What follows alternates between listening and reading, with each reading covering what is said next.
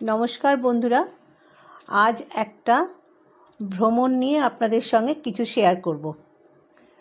2025 অমরনাথ যাত্রা, সেটা আমরা কিভাবে গেলাম তারই কিছু কিছু অংশ আপনাদের সাথে শেয়ার করছি।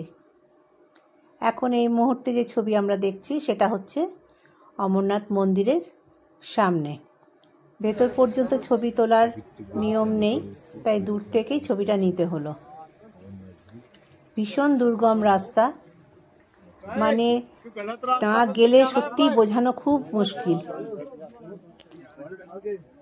ওপরে নিঃশ্বাসের এত অসুবিধে হচ্ছিল, বাধ্য হয়ে আমাদেরকে পালকি করতে হয়েছিল। তো পালকি করেই আমরা মন্দিরের দিকে রওনা দিয়েছি।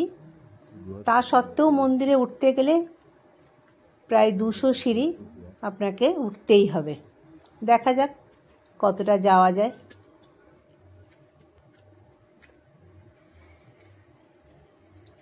অমরনাথ যাত্রা 2025। আমরা হাওড়া থেকে রাজধানী এক্সপ্রেসে উঠে পড়লাম বিকেল 5টার সময় অমরনাথ যাত্রার উদ্দেশ্যে। যথারীতি 8টা সাড়ে 8টার সময় ডিনার চলে এলো। রাজধানীর ডিনার কিন্তু খুবই ভালোই দিয়েছে দেখছি। আমাদের ভেজের মধ্যেই ছিল ভাত, রুটি, পনিরের সবজি, আলুর সবজি, মিষ্টি, দই। রাজধানী এক্সপ্রেসের খাবারটা দেখছি আগের তুলনায় খারাপ নয়, ভালো বেশ। আমরা 43 জন ছিলাম। আমাদের যে ট্রাভেল এজেন্সি যারা নিয়ে গেছেন আর কি, তাদের আমাদের হেড সংখ্যা হচ্ছে 43 জন। তো আমরা এই রাজধানীতে হাওড়া থেকে দিল্লির উদ্দেশ্যেই বেরিয়ে গেলাম।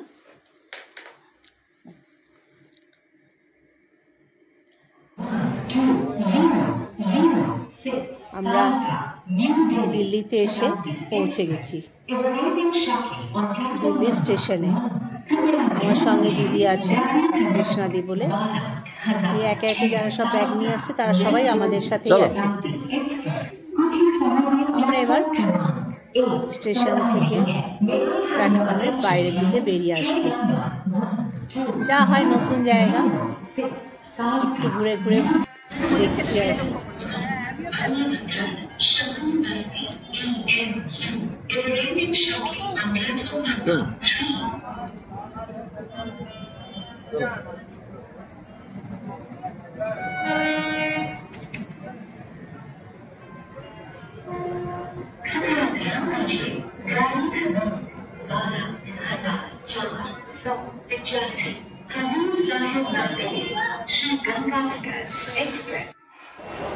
তবে এখন প্ল্যাটফর্মগুলো খুব ভালো হয়েছে। ট্রলি নিয়ে গেছি, কোনো কষ্ট হয়নি। সব জায়গায় লিফট আছে, রিভলভিং সিঁড়িগুলো রয়েছে। আমরা এখন নিউ দিল্লি স্টেশনে প্ল্যাটফর্মের বাইরে বেরিয়ে এলাম। এখান থেকে আমরা আবার ট্রেন ধরব কাটরার উদ্দেশ্যে। তো আমাদের সকালে নেমেছি নিউ দিল্লিতে 10টা নাগাদ। আবার আমাদের বিকেলে ট্রেন আছে। এখন যে স্টেশনটা আমরা দেখছি সেটা হচ্ছে কাটরা স্টেশন। এখান থেকে বৈষ্ণবী দেবী যাওয়া যায়। সেখান থেকে আমরা বন্দে ভারতে উঠলাম। 1 মাস আগে আমাদের প্রধানমন্ত্রী যে ব্রিজ আর এই রুটে যে বন্দে ভারত ট্রেনটি উদ্বোধন করেছেন সেটাতে আমরা চেপেছি। আর ওই ট্রেনটাতে ওঠার জন্যই আর ওই ব্রিজটা দেখার জন্যই আমরা এইদিকে রাস্তাটা হয়ে গেলাম। আইফেল টাওয়ারের চেয়েও বেশি ব্রিজের উচ্চতা। হয়তো সম্পূর্ণ আমরা ট্রেনের ভেতর থেকে দেখাতে পারছি না, নিচে তো কিছুই দেখা যাচ্ছে না, এত উপর দিয়ে ব্রিজটা যাচ্ছে। একটু একটু যে দূর থেকে যা আমরা ধরতে পেরেছি সেটাই আপনাদের সাথে শেয়ার করছি। তবে এই রুটে যে নতুন বন্দে ভারত ট্রেনটি দিয়েছে পুরো প্লেনের মতন ফ্যাসিলিটি। ট্রেনের মধ্যে যে বসে আছি কিচ্ছু বোঝা যাচ্ছে না। আর ওঠার পরই আমাদেরকে চা কফি দেয়া হয়েছে, তারপরেই ব্রেকফাস্টটিও খুব সুন্দর। এই ব্রিজটার ওপর দিয়ে প্রচুর টানেল গেছে।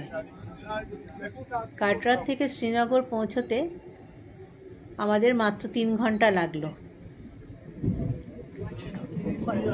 এই ব্রিজটির নাম হচ্ছে Chenab bridge.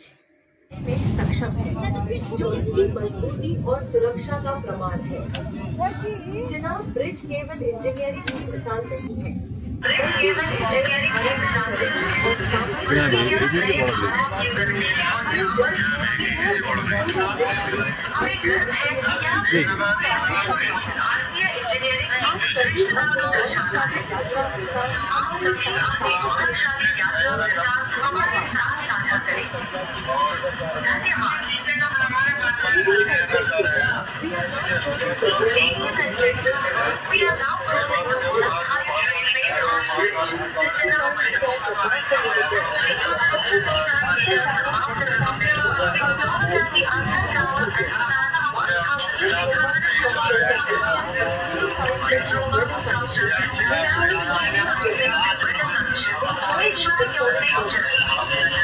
enjoy this historic moment.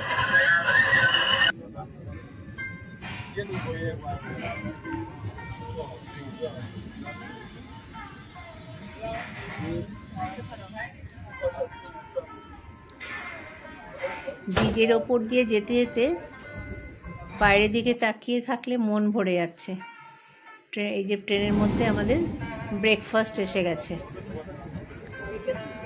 ব্রেকফাস্টের মধ্যে রয়েছে সুজির পোহা, ভেজিটেবল চপ, কেক। আমরা কাটরা স্টেশন ছাড়ার পরেই আমরা প্রথম স্টপেজে এলাম, সেটা হচ্ছে বানিহাল। বাইরেটা কি সুন্দর দেখতে, পুরো ছবির মতন একদম। আমরা বন্দে ভারতে রয়েছি। বাড়িগুলো এগুলো হচ্ছে রেলের কোয়ার্টার। আমরা এখন যে স্টেশনের ওপর দিয়ে ক্রস করছি এই স্টেশনটার নাম দেখছি লেখা রয়েছে বানিহাল। বাইরের পাহাড়গুলো যেন মনে হচ্ছে তুলি দিয়ে আঁকা। আমরা ছোটবেলায় ড্রয়িং করতে গেলে এরকম ভাবে পাহাড় আঁকতাম। দূরে দূরে ঘন জঙ্গল, গাছ, তার মধ্যে বাড়িগুলো দেখতে পাওয়া যাচ্ছে। দেখে একটু আমাদের অবাক লাগছে যে এখানে মানুষ কি করে বসবাস করে, ধারে কাছে তো কিছু দেখতে পাচ্ছি না। সন্ধ্যের পর তো শুধু জঙ্গল। বাড়ির ডিজাইনগুলো ঠিক কাঠের। শুরু হয়েছে, আমরা সেই জার্নি উপভোগ করছি। আমরা এখন বন্দে ভারতে রয়েছি। বন্দে ভারত থেকে আমরা এখন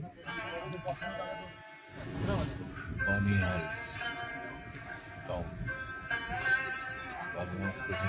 দূরে ঘন বসতি একটু দেখা যাচ্ছে। ব্রিজের ওপর থেকে, ট্রেনের ভেতর থেকে তো দেখা কি সুন্দর লাগছে দেখতে।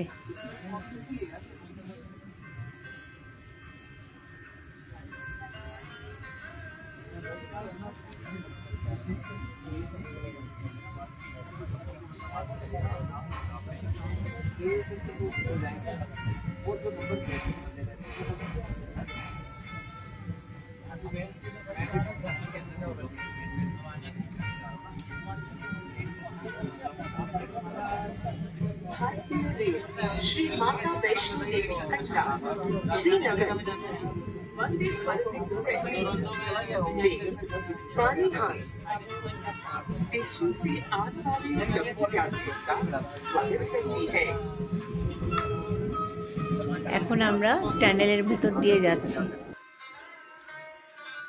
আমরা এসে পৌঁছলাম শ্রীনগর স্টেশনে। প্ল্যাটফর্ম থেকে বেরিয়ে আমরা বাইরে এসেছি। ছেলে আমার সুপ্রিয় ব্যাঙ্গালোর থেকে শ্রীনগরে এসে আমাদের সাথে যোগ দিল। ও সরাসরি ব্যাঙ্গালোর থেকে এসেছে। শ্রীনগর স্টেশনেই আমাদের সঙ্গে একসাথে এবার ঘুরবে।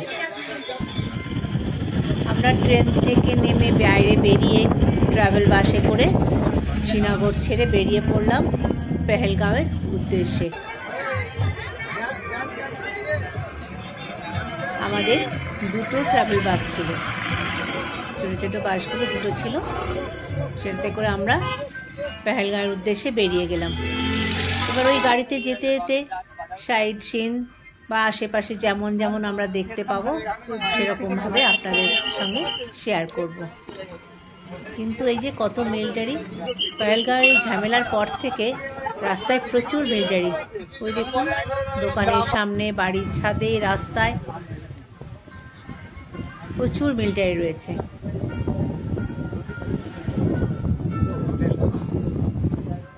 রাস্তার পাশে পাশে বয়ে যাচ্ছে নদী, কি সুন্দর লাগছে দেখতে। বেশ ভালো আওয়াজ আছে নদীগুলোর, খুব স্পিড আছে, জলের ফ্লো দেখলেই বোঝা যাচ্ছে।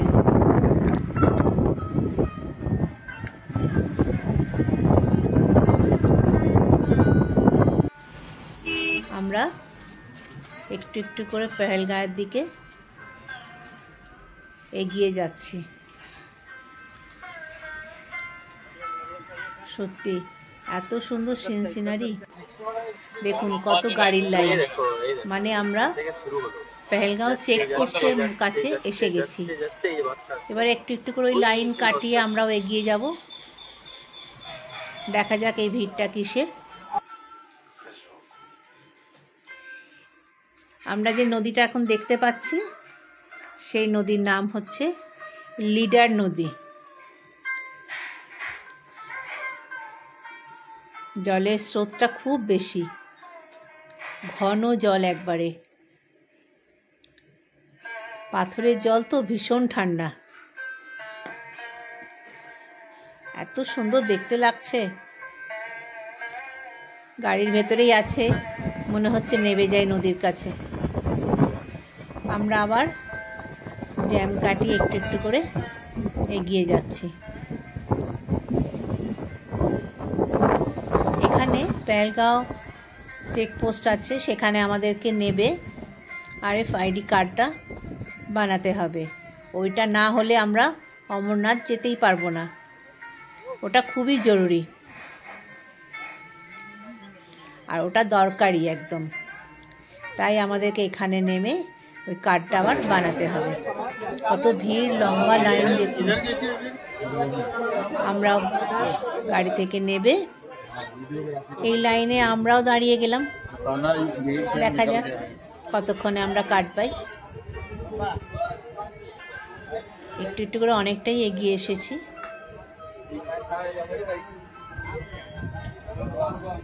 तो उसका नंबर फोन आ रहा, आप बात करोगे तो पैसे नहीं मिलेंगे। এই কার্ডটা করানো, अरे बोलो काउंटर पे है भैया, काउंटर पे चेक कर रहे हैं। সার্টিফিকেট লাগবে, लो পারমিট এগুলো লাগবে। সবগুলো থাকলে তবেই এই কার্ডটা পাওয়া যাবে।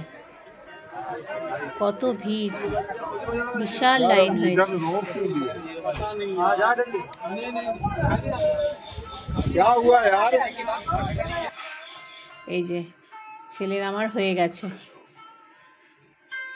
এই কার্ডটি আমরা যে কদিন এই অমরনাথের জন্য যাত্রা করব সেই কদিন আমাদের এই গলার মধ্যে কিন্তু ঝুলবে। কার্ড তো আমাদের হয়ে গেছে।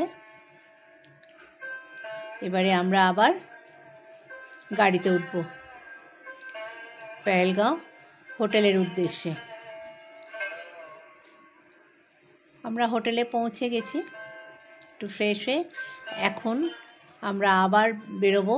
রাত 3টে বাজে, তৈরি হয়ে গেছি, গাড়ি করে যাব চন্দনবাড়ির উদ্দেশ্যে। আমরা গাড়িতে উঠে পড়েছি, উঠে আমরা যাচ্ছি চন্দনবাড়ি। রাত 3টে বাজে, অন্ধকার, কিন্তু রাস্তায় কত গাড়ি, প্রচণ্ড ভিড়। সবারই সেই একই উদ্দেশ্য, সব ওখানে গিয়ে যাবে।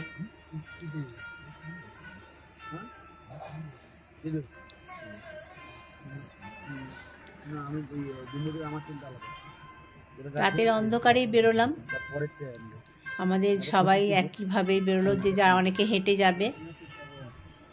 যত তাড়াতাড়ি যেতে পারবে ঠান্ডায় ঠান্ডায় তত তাড়াতাড়ি এগিয়ে উঠতে পারবে।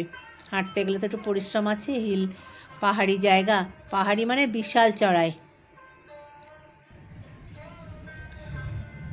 এগুলো যারা না গেছে তাদেরকে মুখে বলে বোঝানো যাবে না, খুবই দুর্গম আর অনেক কষ্টের তীর্থ। কিন্তু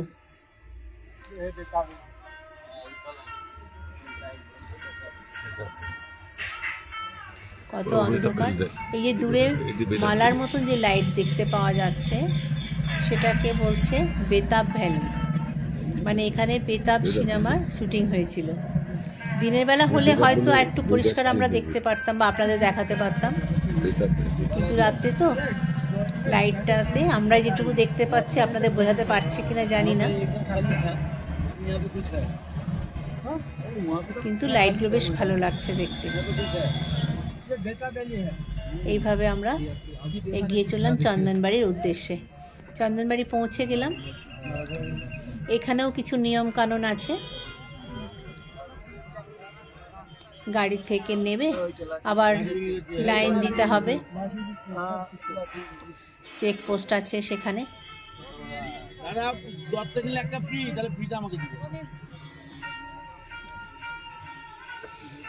গাড়িতে এতটাই শেষ, এই চন্দনবাড়ি থেকে অমরনাথ যাত্রা শুরু, মন্দিরের গুহা পর্যন্ত। এই যে এইভাবে আমরা চললাম আবার লাইন দিতে, ওখানে চেকপোস্টে RFID কার্ড, লাগেজ তো নিতে পারবো না, সবারই পিঠে একটা করে আছে পার্সোনাল, আর কিছু নেই, ওগুলো সবই চেক হবে।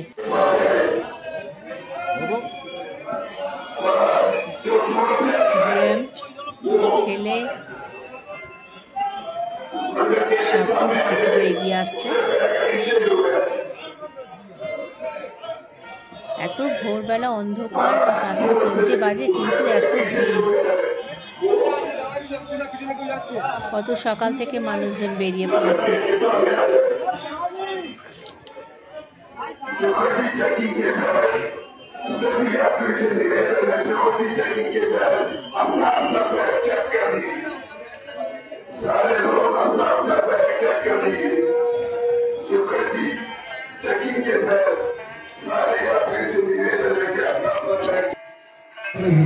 আমরা ওখান থেকে চেক আউট করে বেরিয়ে এলাম।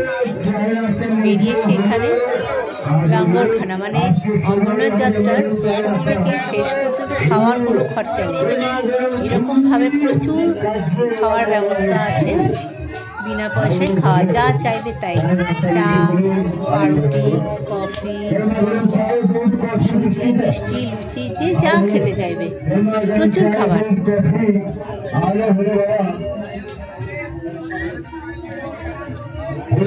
একটু ব্রেকফাস্ট করে নিলাম, আমরা চা খেলাম, একটু ব্রেকফাস্ট করলাম, করে আমরা বেরিয়ে যাবো, কারণ এত সকালে তো বেশি খাওয়া যাবে না, কত ভিড়।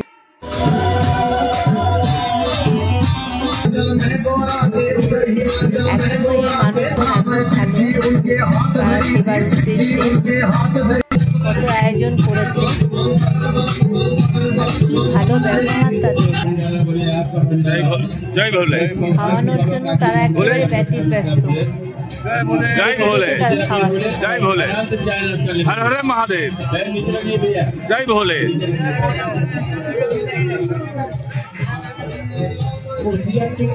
3 দিন ধরে আমরা জার্নি করলাম। আমরা গিয়ে থেকে ফেরা পর্যন্ত আমাদের খাওয়ার জন্য 1 পয়সা খরচা হয়নি। রাস্তায় প্রচুর খাওয়ার ব্যবস্থা।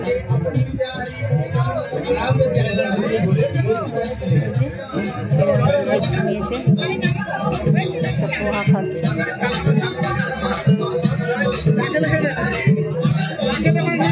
সাজিয়ে রেখেছে, দেখে মনটা ভরে যাচ্ছে। আমরা একটু ব্রেকফাস্ট করে ঘোড়া নিয়ে বেরিয়ে পড়লাম। আমরা হাঁটিনি, আমরা ঘোড়ায় করে গেলাম।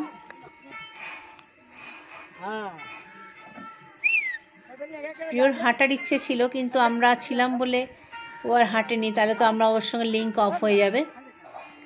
ও আমাদেরকে একা ছাড়বে না বলে সমানে আমাদের সঙ্গেই ছিল।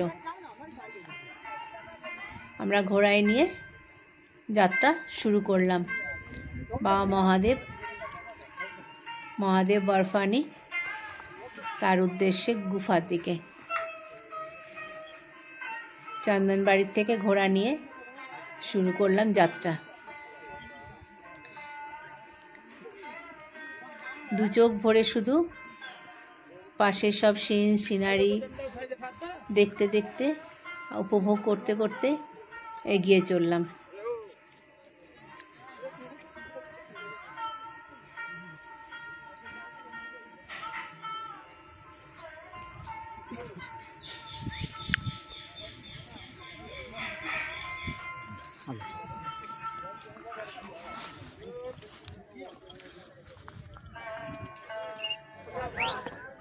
আমরা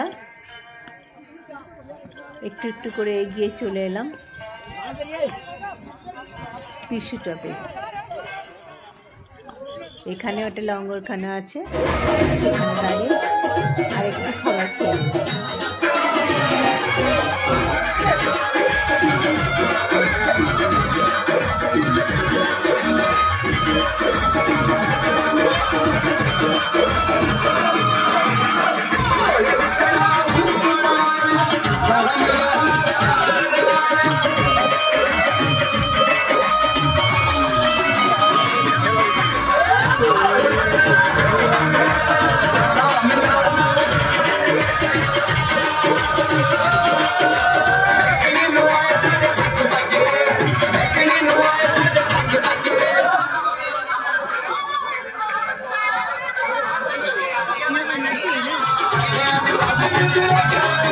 নাচবে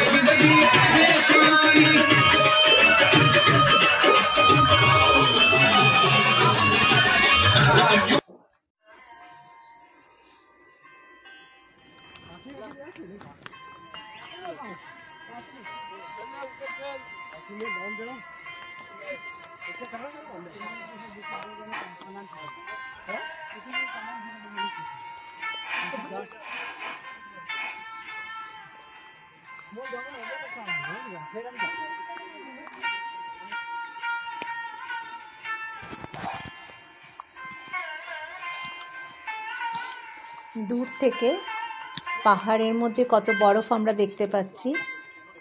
কিছু কিছু জায়গা সবুজে ঘেরা, আবার কিছুটা সাদা হয়ে আছে।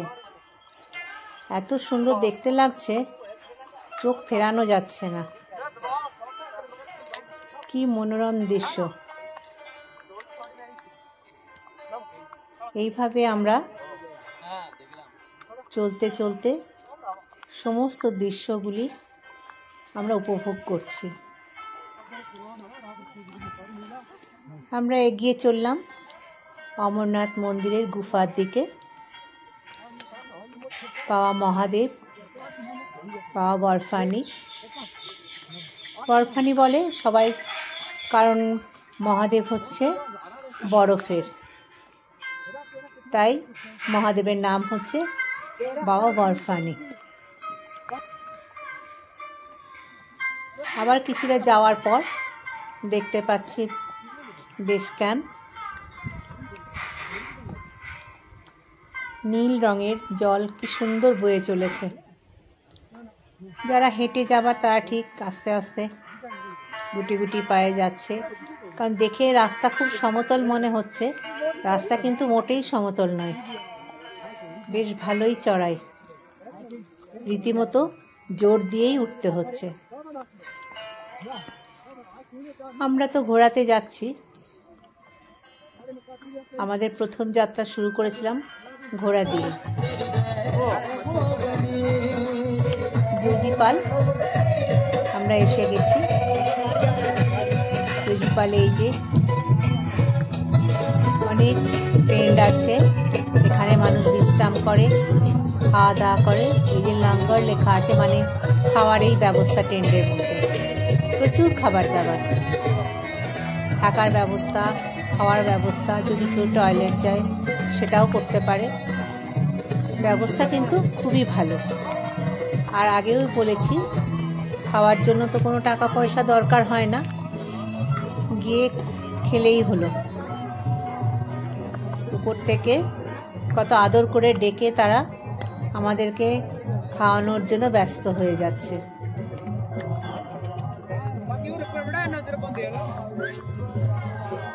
যদিও আমরা জজিপালে নামিনি, আমরা আস্তে আস্তে জজিপাল পেরিয়ে বা মহাদেবের উদ্দেশ্যে এগিয়ে যাচ্ছি। মনে হচ্ছে যত তাড়াতাড়ি যাওয়া যায় ততই ভালো। জজিপালের এখানে বেশ কিছুটা রাস্তা খুব খারাপ, ভীষণ চড়াই, দুর্গম, যেখানে মিলিটারির থেকে বলাই আছে যে আর ঘোরা যাবে না। একটু চিন্তায় পড়লাম, তারপর দেখি না, সব রকম ব্যবস্থা আছে। সেখান থেকে আমি আর জিএম পালকি নিলাম। প্রায় 2 কিলোমিটার রাস্তা। প্রিয় বলল, মা তোমাদের অসুবিধা হবে, যেতে পারবে না, তাই তুমি আর বাবা পালকি নিয়ে নাও। ও যায়নি, ও আমাদের যে ঘোড়া নিয়েছিল সেই লোকটির সাথে হেঁটে হেঁটে এগিয়ে গেল। আমরা দুজনে পালকি নিলাম। তো ভাবলাম নিয়ে ভালোই করেছি। প্রচণ্ড দুর্গম রাস্তা, প্রচণ্ড খাড়াই, উঁচু নিচু। তবে সেদিন আবহাওয়া খুব ভালো ছিল, রোদ ছিল, ওয়েদারটা খুবই সুন্দর। সেই জন্য আমরা খুব উপভোগ করতে পেরেছি।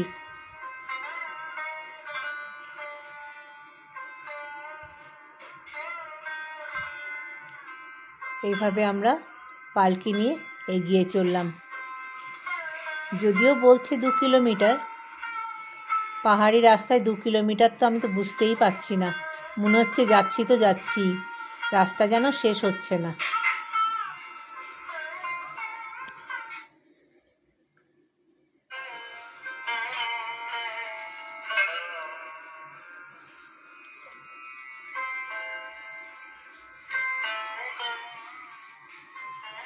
যেখান দিয়ে যাচ্ছি দেখে বোঝা যাচ্ছে না, কিন্তু অনেক নিচে কিন্তু এই নদী বয়ে যাচ্ছে।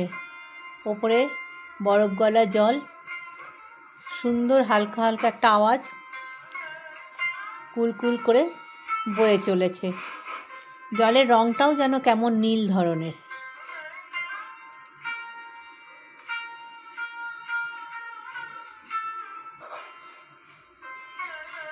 জানি না দেখে আপনারা বুঝতে পারছেন কি না, রাস্তা কিন্তু খুবই দুর্গম আর খুব সরু এই জায়গাটা। একটু ভয় পাচ্ছিল যে ঠিক মতো নিয়ে যাবে তো। পা মহাদেব পা বরফানিকে ডেকে ডেকে এগিয়ে চললাম। শুধু মনে হচ্ছিল যে কিভাবে সমস্ত রাস্তা পেরিয়ে কতক্ষণে মহাদেবের দর্শন পাব। আমাদের তো কোনো ধারণা ছিল না, মনে হচ্ছে যে কত তাড়াতাড়ি যাওয়া যায়। ঠাকুরকে ডেকে ডেকে সমানেই যাচ্ছিলাম যে শরীরটি যেন ভালো থাকে, সব বাধা বিপত্তি পেরিয়ে যেন তার কাছে পৌঁছতে পারি।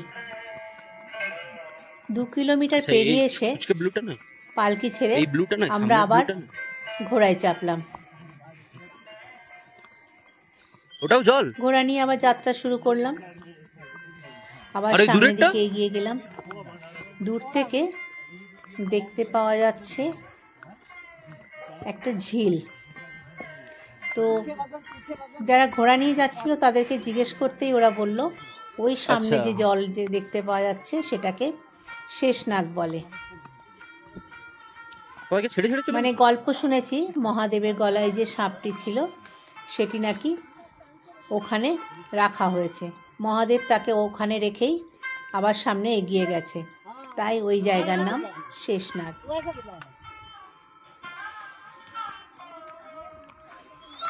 আকাশটা কি সুন্দর লাগছে, তুলো দিয়ে রাখা হয়েছে। আকাশটা কি সুন্দর লাগছে, চারিদিকে মিলিটারি ভর্তি, তাদের খুবই কড়া শাসন। ঘোড়া নিয়ে যাচ্ছে, মানুষজন হেঁটে যাচ্ছে যাতে কোনো অসুবিধা না হয়, খুবই তাদের লক্ষ্য। আস্তে আস্তে ধীরে ধীরে আমরা শেষনাগের দিকে যাচ্ছি। আমাদের প্রথম দিনের যাত্রা চন্দ্রবাড়ি থেকে শেষনাগ পর্যন্ত। শেষনাগে গিয়ে আমাদের সেখানে থাকতে হবে, সেদিনটা আমরা সেখানে স্টে করব।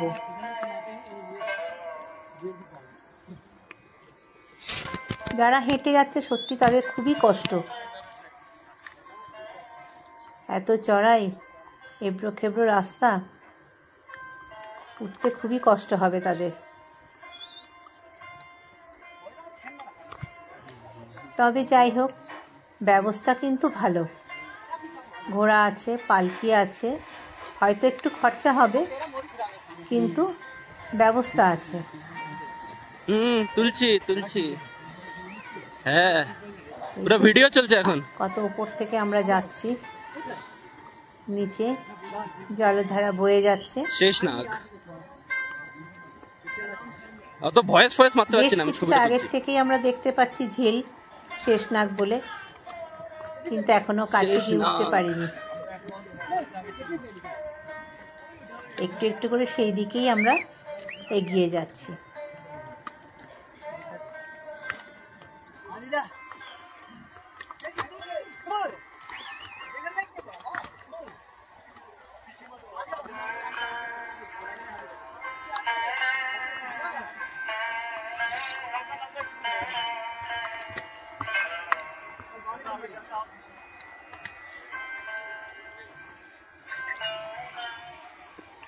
পাশের দৃশ্যগুলো দেখে চোখ মন দুটোই যেন একবারে ভরে যাচ্ছে, কিন্তু জলটা দেখে এত লোভ হচ্ছে, মনে হচ্ছে নিচে নেমে যায়।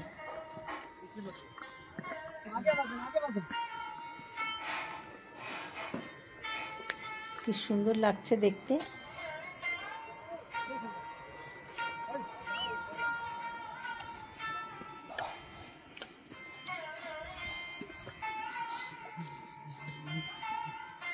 আস্তে আস্তে আমরা কত উপরে উঠে গেছি।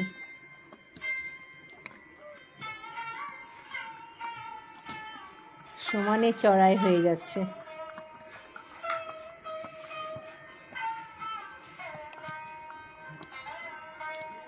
পায়ে হেঁটে যারা যাচ্ছে পাশে পাশে, সবারই সব একই উদ্দেশ্য, বাবা বরফানির গুফা পর্যন্ত। অনেক গল্প শুনেছি, আসার আগে আমরা অনেক ইউটিউব দেখেছি মনের সাহস বাড়ানোর জন্য। শুনেছি তো অনেক দুর্গম রাস্তা। প্রিয় তো খুব খুশি।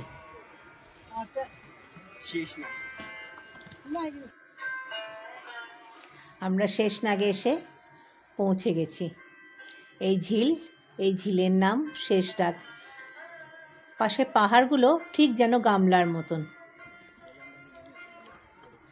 চারিদিকে পাহাড়ে ঘেরা, মাঝখানে জল, জলের রংটা পুরো নীল রঙের।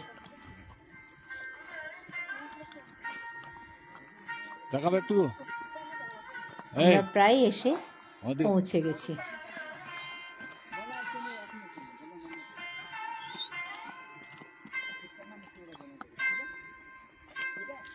আমরা চন্দ্রবাড়ি থেকে রওনা দিয়েছিলাম চন্দনবাড়ি 6টার সময়। আমরা শেষনাগে এসে পৌঁছলাম তখন বেলা 2টো। ওখানে লঙ্গরখানায় খাওয়া হচ্ছে আর এই টেন্টে আমাদের রাত্রিবাস। তাহলে আজ এই পর্যন্তই। প্রথম দিন যাত্রা আমরা কিভাবে করলাম সেটা আপনাদের সাথে শেয়ার করলাম। পরের দিন আবার যখন আমরা বেরোবো তখন আপনাদের সাথে শেয়ার করব, আপনাদেরকে সঙ্গে নিয়ে। তাহলে আজ এই পর্যন্তই। প্রথম দিনের যাত্রা এখানে শেষ করছি। খুব যে একটা ভালো তা না, কিন্তু কাজ চলা চলছে। কিন্তু দুর্যোগ আবহাওয়া, বৃষ্টি বেশি হচ্ছে না, কিন্তু ঝড় খুব জোরে হচ্ছে। জানি না কতক্ষণ এই ট্রেন থাকবে।